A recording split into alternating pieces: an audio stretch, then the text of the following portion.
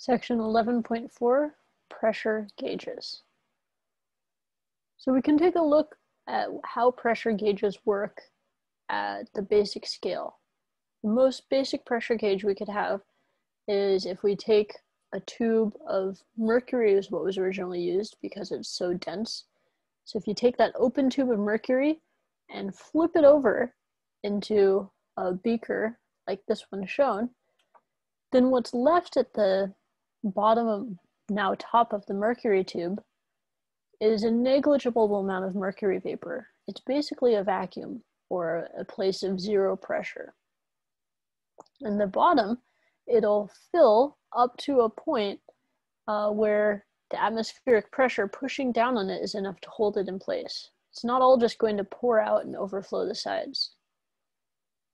So we can look at this height of the tube, and that's going to be related to the atmospheric pressure that's holding the mercury inside this open setup.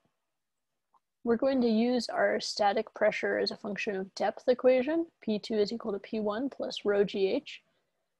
And so we'll say that we're going to put the pressure 1 to be equal to 0. And pressure 2 is our atmospheric pressure that we're, say, trying to measure, right? We want to know how that pressure is varying, perhaps. Or we could flip it around and say we want to know how much height corresponds to standard atmospheric pressure. So that's what we'll do here. We'll say, okay, for standard atmospheric pressure, if it's exactly 1 atmosphere, how much height is there going to be in this mercury column? So we'll plug in 1 atmosphere for P2 or P ATM. P1 will be 0, and then rho GH. And so if we solve for H by dividing the rho G to the other side, we can fill in our density of mercury, which you notice is significantly more than water. Water was 1 times 10 to the third. This is 13.6 times 10 to the third. Very dense.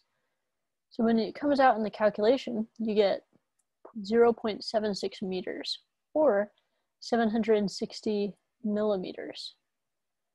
And this is the historic way unit of pressure, was in millimeters of mercury. This is what it was referring to, was this type of pressure gauge. So 760 millimeters of mercury corresponds to 1 atmosphere of pressure, or 1.01 times 10 to the 5th pascals. Pretty nifty to get to see that at work. If the pressure outside in the environment increased, then it would increase the height, right? The outside pressure would push down on this fluid and push it higher up in the tube. So as the atmospheric pressure increases, the height of that mercury column would also increase, and vice versa. Another type of gauge that's very common is the open tube manometer, right? Which is this U tube, not for watching videos, just a U-shaped tube. And it's connected to one side where you want to measure the pressure, and the other end is open to atmospheric pressure. So if we once again fill in, we could find the pressure inside, we're going to call pressure 2. And in this case, it's at a pressure that's higher than atmospheric pressure.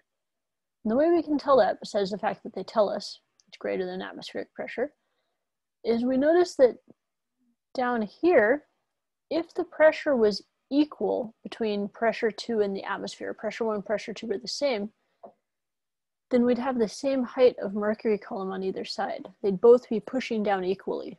But because pressure 2 is greater than atmospheric pressure, it pushes down more. It has more force that it exerts. And so the mercury column goes down to point B and surges above point A.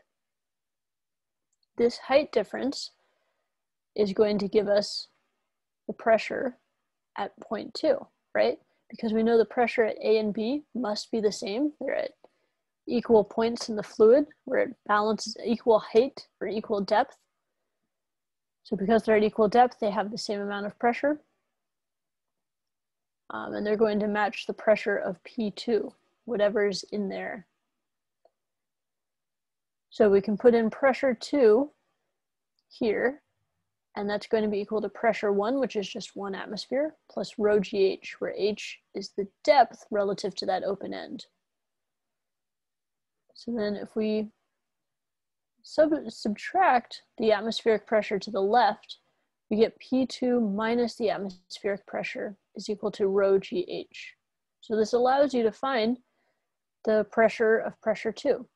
Now there's a couple of different ways that pressure is referred to, different terminology. One is the absolute pressure. If it just asks for the pressure at point 2 for an absolute PSI, right? How many atmospheres is that pressure? How many pascals? Then that's just referring to P2 for the absolute. Sometimes though, the problem will instead ask for the gauge pressure. The gauge pressure is what the gauge itself will read, and it just reads the difference between the atmospheric pressure and P2. So the gauge pressure is this entire P2 minus P atmosphere is our gauge pressure. Or alternatively, a quicker way to calculate the gauge pressure is just rho times GH. That's the difference in pressure, and it's what your gauge reads. Like if you've ever used a tire gauge, it will tell you your tires are something like 33 PSI.